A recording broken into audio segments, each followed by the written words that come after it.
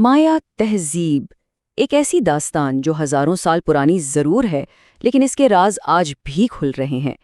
آج کے اس تجزیے میں ہم اس حیران کن اور گم شدہ دنیا کی گہرائی میں اتریں گے اور جانیں گے کہ جدید ٹیکنالوجی کس طرح تاریخ کے نئے باب لکھ رہی ہے۔ تو چلیے اس سفر کا آغاز کرتے ہیں۔ ہم مایا کی ابتدا، ایک گم شدہ دنیا کی دریافت، عظیم ترین سپر پاورز کے دور، ان کے دیوتاؤں، ان کے زوال اور آخر میں غیر ملکی تسلط کے باوجود ان کی حیرت انگیز بقا پر جلدی سے نظر ڈالیں گے۔ شروعات کرتے ہیں ایک ایسی دنیا سے جو صدیوں تک جنگل کے گہرے رازوں میں دفن رہی۔ ذرا تصور کیجئے 16ویں صدی کے ہسپانوی متلاشی جب وسطی امریکہ کے گھنے جنگلات میں بھٹکتے ہوئے اچانک ان عظیم الشان پتھر کے کھنڈرات سے ٹکرائے ہوں گے تو ان کے ذہن میں سب سے پہلا سوال کیا آیا ہوگا؟ آخر ان بلند و بالا شہروں کو ان بھیانک جنگلوں میں کس نے بنایا؟ یہ ان کے لیے بالکل ناقابل یقین تھا۔ اس وقت لوگوں نے عجیب و غریب کہانیاں گھڑنا شروع کر دیں۔ کوئی کہتا یہ اسرائیل کے گمشدہ قبیلے ہیں، کوئی انہیں اٹلانٹس کی دیوملائی کہانیوں سے جوڑتا تو کوئی مصریوں کا کارنامہ ٹھہراتا۔ مطلب وہ یہ ماننے کو تیار ہی نہیں تھے کہ مقامی امریکی آبادی اتنی اعلیٰ درجے کی انجینئرنگ کر سکتی ہے۔ لیکن جان لائٹ سٹیفنز جیسے غیر جانبدار مبصرین نے ان خرافات کو مسترد کیا اور دنیا کو بتایا کہ یہ دراصل ایک انتہائی ذہین اور مقامی امریکی تہذیب کا اپنا شاہکار ہے۔ اب آتے ہیں ایک ایسی دریافت پر جس نے مایا تہذیب کی ابتدا کے بارے میں ہمارے پرانے تمام اندازوں کو مکمل طور پر الٹ کر رکھ دیا ہے، خاص طور پر میکسیکو کے علاقے اگواڈا فینکس کا علاقہ۔ لیکن یہ سب اچانک دریافت کیسے ہوا؟ اس کا سہرا لائڈا ٹیکنالوجی کے سر جاتا ہے۔ یہ ایک ایسی شاندار ٹیکنالوجی ہے جو لیزر شعاؤں کی مدد سے گھنے جنگلات کی چھتری کو بھید کر زمین کا 3D نقشہ بنا دیتی ہے۔ اس نے تو جیسے گیم ہی بدل دی۔ اب ماہرین کو کھدائی کی ضرورت نہیں پڑتی، بلکہ جنگلات میں چھپے ہوئے بڑے بڑے شہر بغیر کسی محنت کے بالکل واضح ہو کر سامنے آ جاتے ہیں۔ اور یہاں ایک بہت بڑا موڑ آتا ہے۔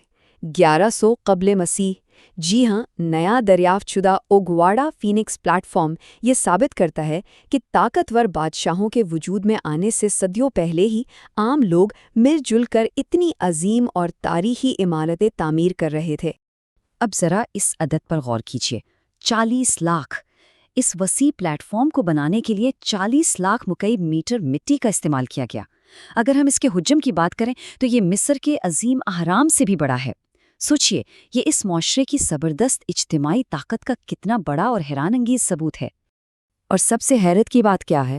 ان ابتدائی معماروں کے پاس نہ تو بوجھ اٹھانے والے جانور تھے اور نہ ہی پہیوں والی گاڑیاں۔ انہوں نے مختلف رنگوں کی مٹی سے خانے بنائے، پانی کو کنٹرول کرنے کے لیے پیچیدہ نہریں بنائیں اور محض پیدل چل کر ایک اندازے کے مطابق 1 کروڑ سے زائد دنوں کی انسانی محنت صرف کی۔ یہ انسانی عزم کی واقعی ایک لاجواب مثال ہے۔ تاریخ کے اوراق پلٹتے ہوئے ہم کلاسک دور میں داخل ہوتے ہیں، جسے حقیقت میں سپر پاورز کا دور کہا جاتا ہے۔ یہ دور 2 عظیم طاقتوں کی کشمکش کی بہترین مثال ہے۔ ایک طرف ٹیکال تھا اور دوسری طرف کالا کھمول، جسے سانپوں کی بادشاہت بھی کہا جاتا تھا۔ یہ بالکل آج کل کی بڑی طاقتوں جیسی پراکسی وار تھی۔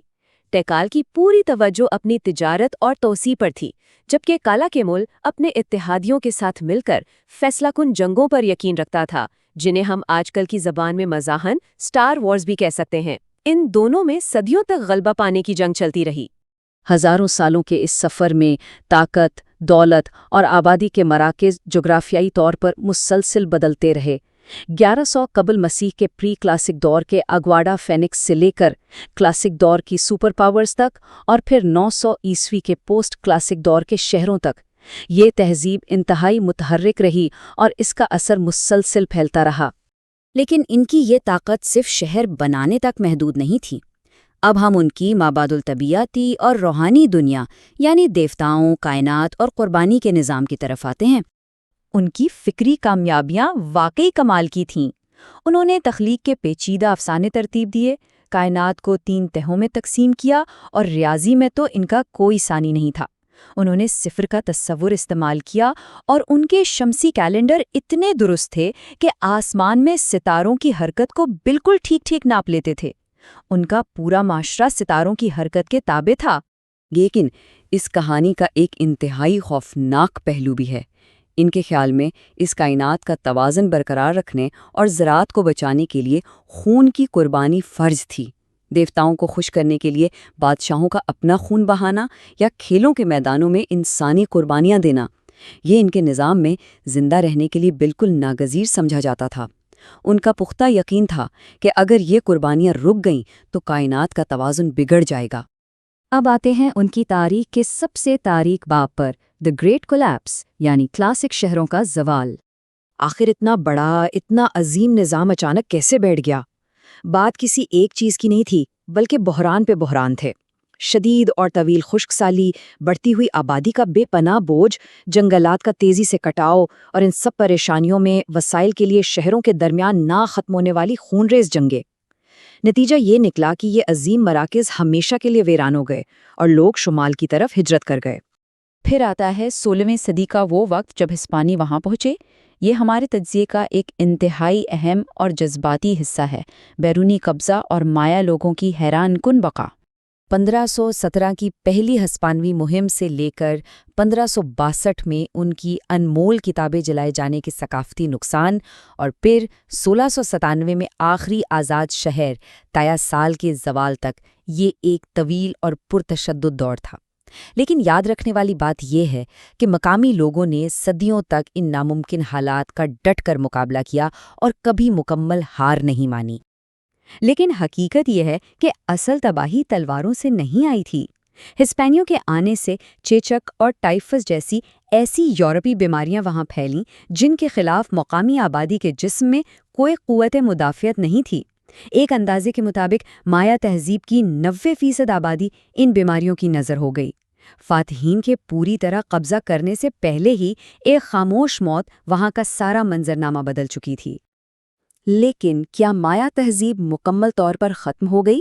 بالکل نہیں۔ آج بھی لاکھوں مایا لوگ گویٹمالا، میکسیکو، بیلیز، ہونڈورس اور ال سیلوڈور میں آباد ہیں۔ وہ آج بھی بڑی شان سے اپنی قدیم زبانیں بولتے ہیں اور فخر کے ساتھ اپنی روایات کو زندہ رکھے ہوئے ہیں۔ یہ ان کی ناقابل تسخیر روح کی علامت ہے۔ تو اس زبردست سفر کے اختتام پر ایک گہرا اور غور طلب سوال پیدا ہوتا ہے۔ اگر کوئی تہذیب ماحولیاتی تباہی، بیرونی قبضے اور خود وقت کے طویل ترین امتحان سے بچ کر آج بھی زندہ رہ سکتی ہے، تو ذرا سوچئے ان گھنے جنگلوں کی چھتری کے نیچے ابھی ایسی اور کتنی بھولی بسری حقیقتیں ہماری منتظر ہیں۔ آثار قدیمہ کی یہ نئی دریافتیں یقیناً تاریخ کو سمجھنے کے ہمارے انداز کو بدلتی رہیں گی۔ اس معلوماتی تجزیے میں شامل ہونے کا بہت شکریہ۔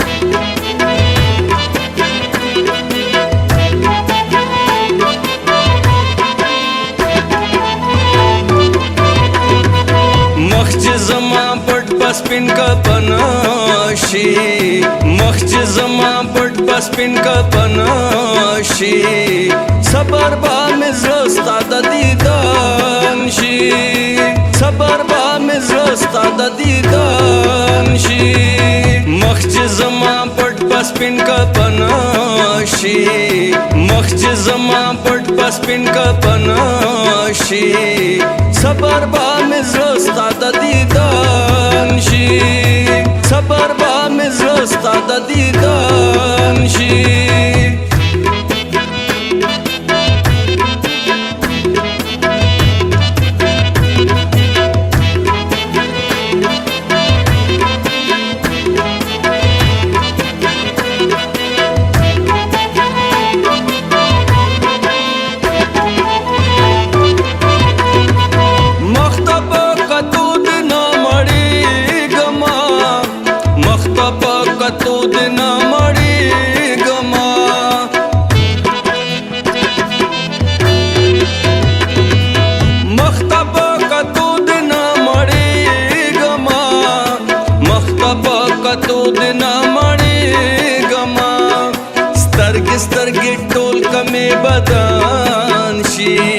صبر با مزرستا دا دیدانشی مخچ زمان پٹ پسپن کپناشی مخچ زمان پٹ پسپن کپناشی صبر با مزرستا د دیدن شی صبر با مزرستا د دیدن شی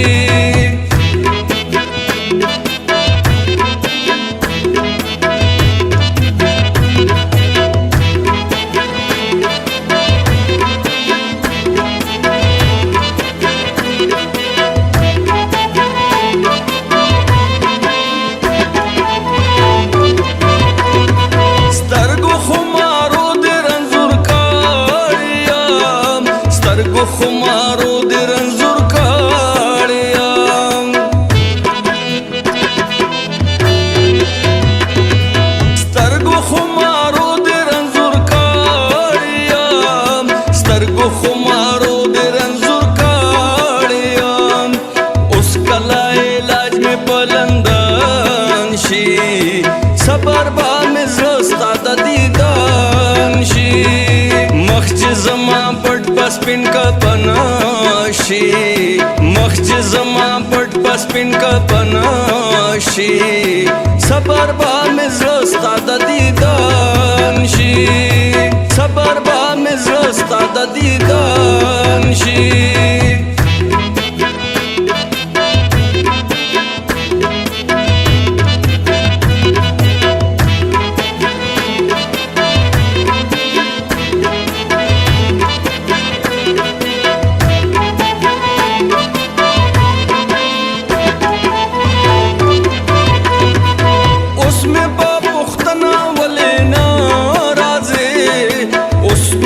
پختنا ولې ناراضي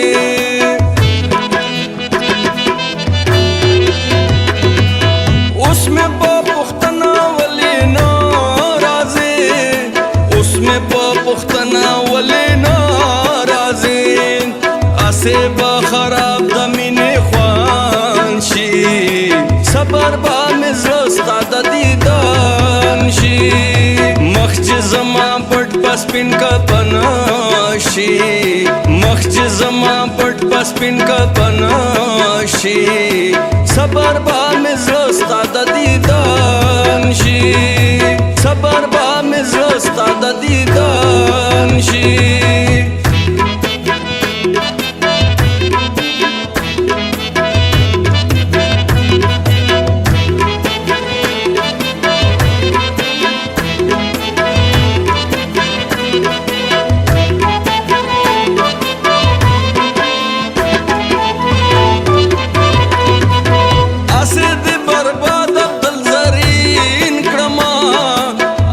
د برباد عبدل زرین کړما